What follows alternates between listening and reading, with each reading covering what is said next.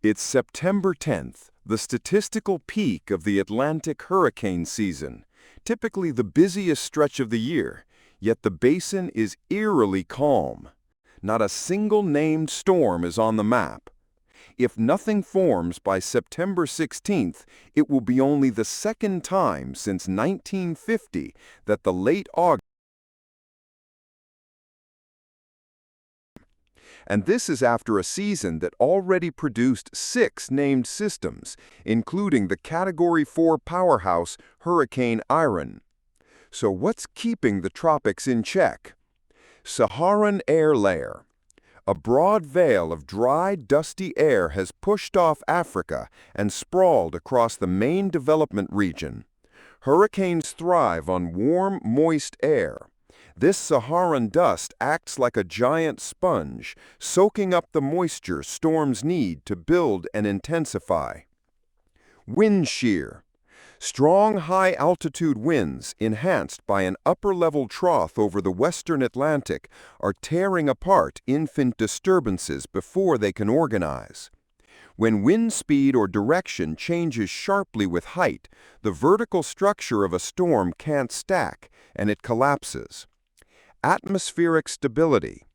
Persistent sinking air over Africa has squashed the thunderstorm clusters, or tropical waves, that often seed Atlantic hurricanes. Fewer healthy waves mean fewer chances for storms to spin up. Those factors explain the current lull, but they don't tell the whole story.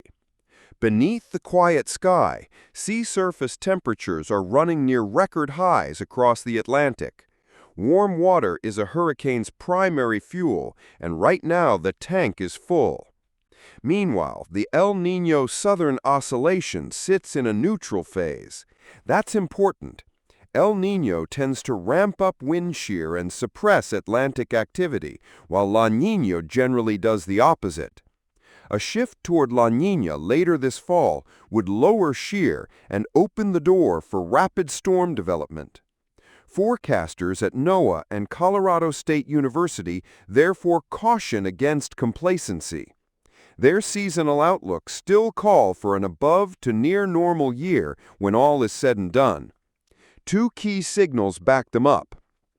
Wind shear is forecast to relax as September progresses.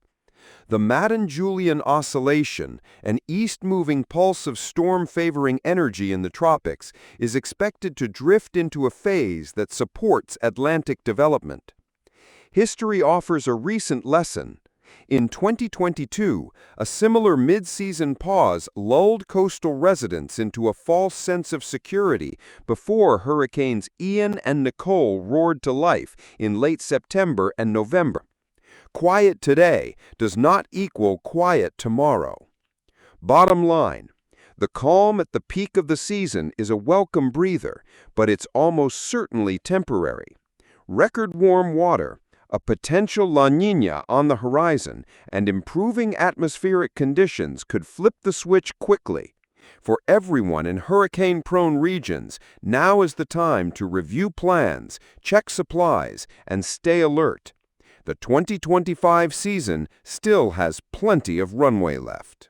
For billions of years, humanity has looked to the skies and wondered, are we alone? Today, we may be a step closer to an answer. NASA reports that a rock sample from Mars holds the clearest hint yet of possible ancient life on the red planet. Since its February 2021 landing, the Perseverance rover has roamed Jezero Crater, a 28-mile-wide basin that likely housed a lake more than 3 billion years ago. The rover's prime mission is to hunt for biosignatures, traces of past life preserved in rock. In July 2024, while driving along the rim of an ancient river valley called Neret Vavalis, Perseverance spotted an arrowhead-shaped boulder. Scientists nicknamed it Sheyava Falls.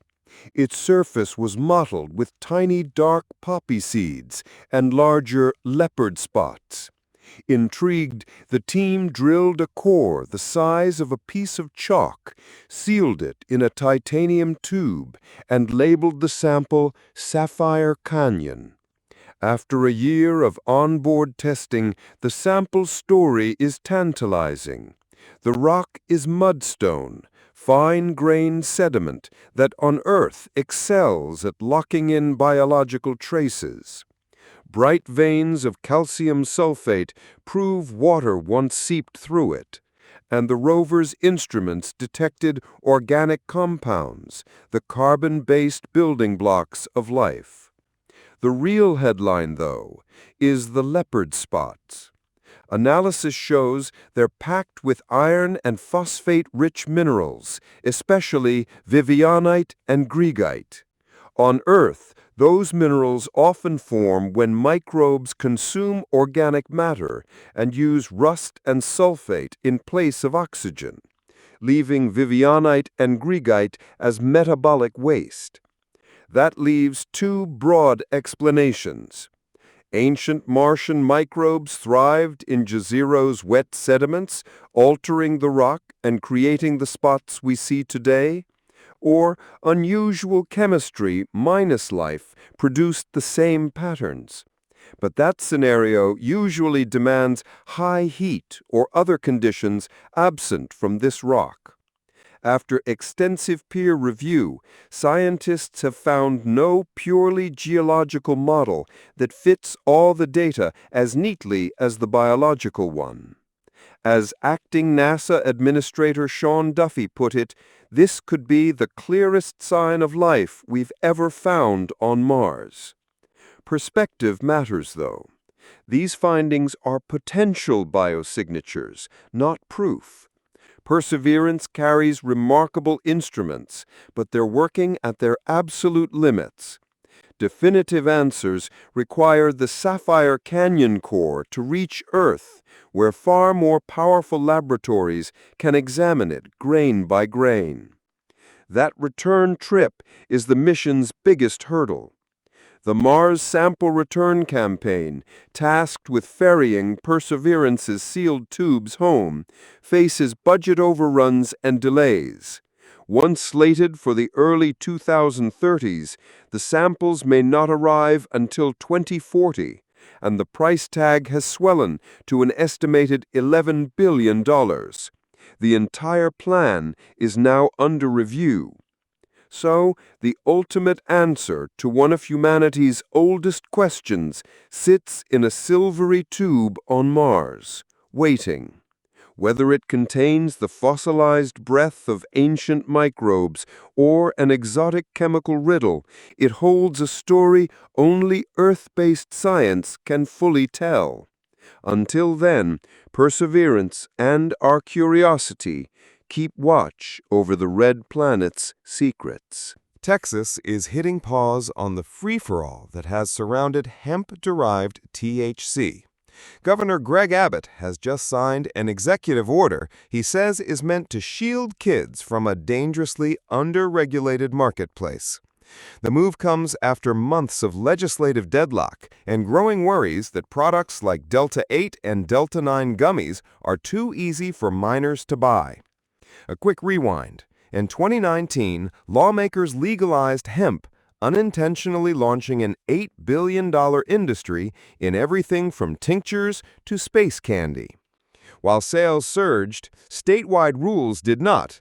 Packages that looked like sour candy knockoffs popped up in gas stations and smoke shops, and parents began sounding alarms about kids showing up at school high. The legislature tried and failed to rein things in.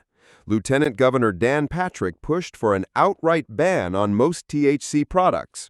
Governor Abbott preferred treating them more like beer and cigarettes, legal for adults, off-limits for kids, and strictly labeled. The two chambers never agreed. One bill that would have wiped the shelves clean made it to the governor's desk, but was vetoed. Special sessions ended the same way. No deal. That gridlock set the stage for Abbott's September 10th executive order. Here's what it does. All hemp-derived THC products can now be sold only to people 21 and older.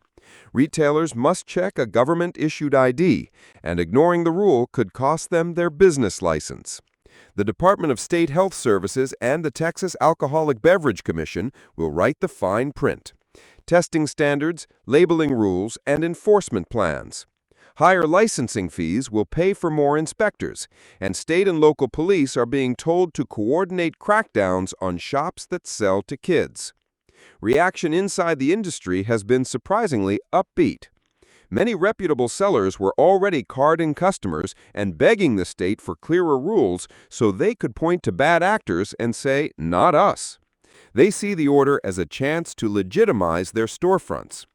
Still, there's unease that future regulations, like limiting THC sales to liquor stores only, could squeeze out small CBD shops. On the other side, supporters of a complete ban think Abbott didn't go far enough. They argue that age checks alone won't keep brightly colored, high-potency candies out of backpacks.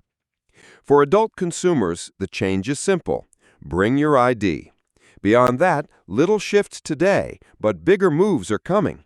Agencies must now draft detailed regulations, and the governor has ordered a study that could shape the next legislative session.